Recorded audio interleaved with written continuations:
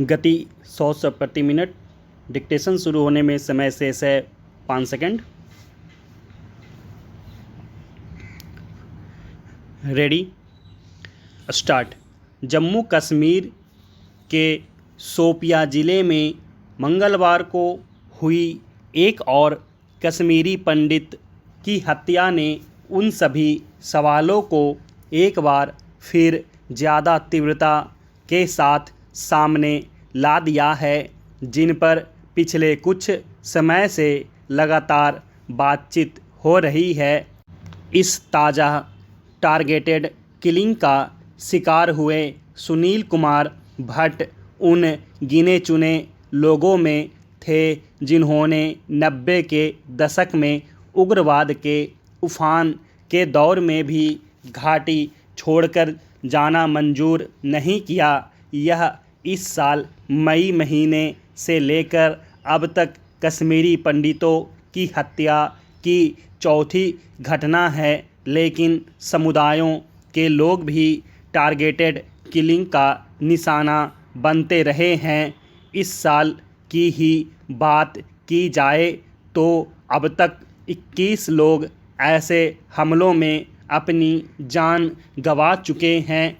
यह बात कही जा चुकी है कि जम्मू कश्मीर में पिछले कुछ समय से बड़ी आतंकवादी घटनाओं में भले कमी आई हो, सीमा पार से संचालित आतंकी नेटवर्क को कुछ हद तक काबू कर लिया गया हो, लेकिन टारगेटेड किलिंग के रूप में एक ऐसा नया ट्रेंड शुरू हुआ है जो बेहद घातक है। इन हमलों की वजह से कश्मीर घाटी में छिटपुट रह गए पंडित बिरादरी के लोग इस कदर असुरक्षित हो गए हैं कि खुलेआम कहते हैं सरकार उन्हें यहाँ से निकाल दे। हालांकि यह मांग उनकी बेकरारी दिखाती है और कोई भी सरकार इसे शाब्दिक रूप में लेकर उन्हें कहीं और बसाने की प्रक्रिया नहीं शुरू कर सकती। जहाँ तक इन्हें सुरक्षा देने का सवाल है तो इसमें कोई दो राय नहीं हो सकती कि सुरक्षा बलों का तंत्र इस काम में पूरी गंभीरता से जुटा है, लेकिन उसकी अपनी सीमाएं हैं। दूसरी बात यह भी समझने की है कि किसी भी क्षेत्र में आम आबादी को सुरक्षा का एहसास सुरक्षा बलों के जवानों की भारी संख्या में तैनाती और आतंकियों के एनकाउंटर के जरिए नहीं कराया जा सकता।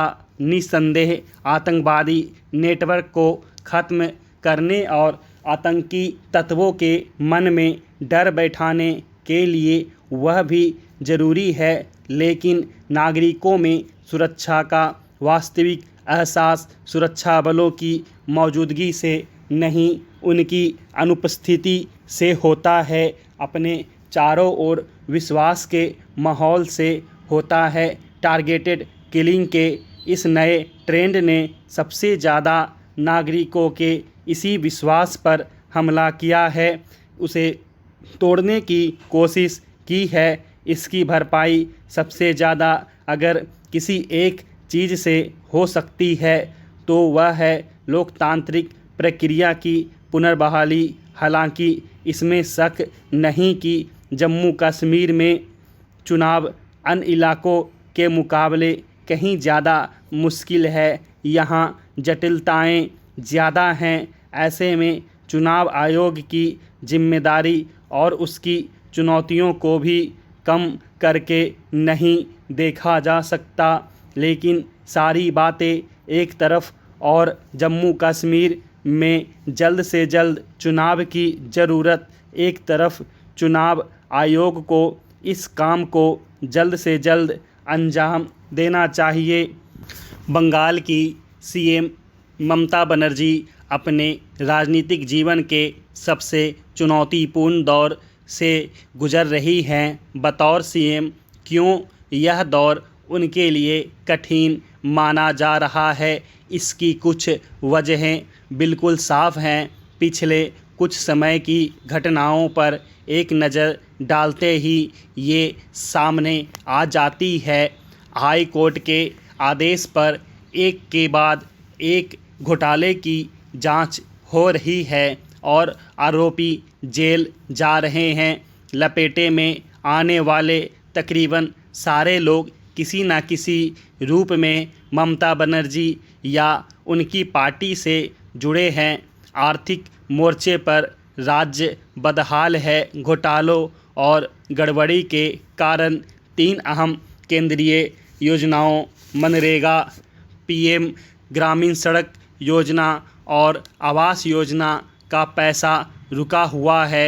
स्कूल सर्विस कमीशन की ओर से अवैध शिक्षक भर्ती का मामला ऐसा है कि लाखों रुपए देकर वेटिंग लिस्ट में चल रहे लोग नौकरी विक्रेता नेताओं से पैसा वापस मांग रहे हैं और इस क्रम में कभी कभी हिंसक भी हो जा रहे हैं। जो घूस देकर नौकरी पा चुके हैं उनकी पूरी लिस्ट हाई कोर्ट में पहुंच चुकी है। उन पर बर्खास्तगी की तलवार लटक रही है।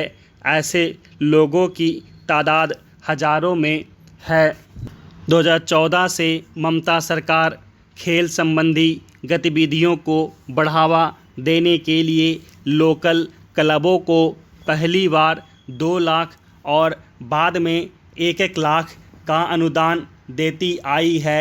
2015-16 में ममता सरकार ने 7194 क्लबों को 88 करोड़ का अनुदान दिया। हकीकत यह है कि हर पाड़ा बस्ती में खोले गए ये क्लब कैरम, टीवी और म्यूजिक सिस्टम लगाकर आनंद उठाते हैं। कुछ क्लब रक्तदान शिविर, कंबल वितरण जैसे आयोजनों पर राशि खर्च करते हैं। कुछ लोकल तालाबों में तैराकी या दूसरे खेल आयोजित कर खानापूर्ति करते हैं। विपक्ष का आरोप है कि इन क्लबों से जुड़े युवा चुनावों के समय वोटरों को प्रभावित करने का काम करते हैं। बहरहाल राज्य में आय के साधन और नया पूंजी निवेश बहुत कम है। ऐसे में सरकार कुछ खर्चों पर लगाम लगाकर धन बचा सकती है। मिसाल के तौर पर 30,000 इनामों को हर माह 2500 और 1500 मुअज्जिनों को 1500 रुपये का अनुदान बंद किया जा सकता है। ऐसे में 80,000 पुरोहितों को हर महीने 1-1 रुपये की मदद रोकी जा सकती है। लेकिन ममता सरकार ऐसी कोई पहल करती नहीं दिख रही।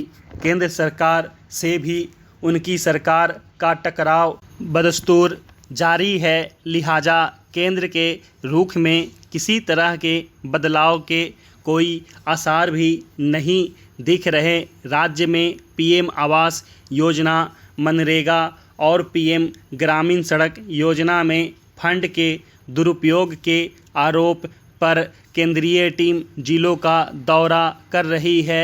इसे लेकर भी सरकारी अमले में हड़कंप है। नंदीग्राम के सोनाचूड़ा में लोगों ने रात 10 बजे तक खुले पंचायत कार्यालय का घेराव किया।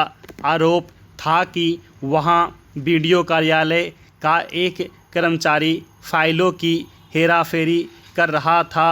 कूच बिहार जिले के भाटीबाड़ी पंचायत कार्यालय में भी रात को ऐसा ही वाकया हुआ। ये सब 1 से 10 अगस्त के बीच की घटनाएं हैं। कोयला घोटाले में ईडी ने राज्य के 8 आईपीएस अफसरों को पूछताछ के लिए दिल्ली बुलाया है। ये लोग तस्करी वाले जिलों में अपनी सेवाएं दे चुके हैं। इस तरह पूरा सीन सरकार के खिलाफ है और लोगों में आक्रोश है। ममता बनर्जी ने अभी तक अपने तेवर नरम ही रखे थे। उनका रुख यही था कि कानून अपना काम करे, लेकिन पशु तस्करी मामले में तृणमूल के वीरभूम जिलाध्यक्ष अनुव्रत मंडल की गिरफ्तारी के बाद उनका सुर एकदम बदल गया है। 14 अगस्त को एक कार्यक्रम में उन्होंने कहा कि एक अनुव्रत को गिरफ्तार करने पर लाखों अनुव्रत पैदा होंगे। वहां मौजूद लोगों से यह भी कहा कि अगर सीबीआई मेरे घर आएगी तो आंदोलन के लिए तैयार रहें। समर्थक दीदी के इस बदले तेवर को विरोधियों के लिए चेतावनी बता रहे हैं, लेकिन विरोधी इसे दीदी के अंदर का भय करार दे रहे हैं। स्टॉप।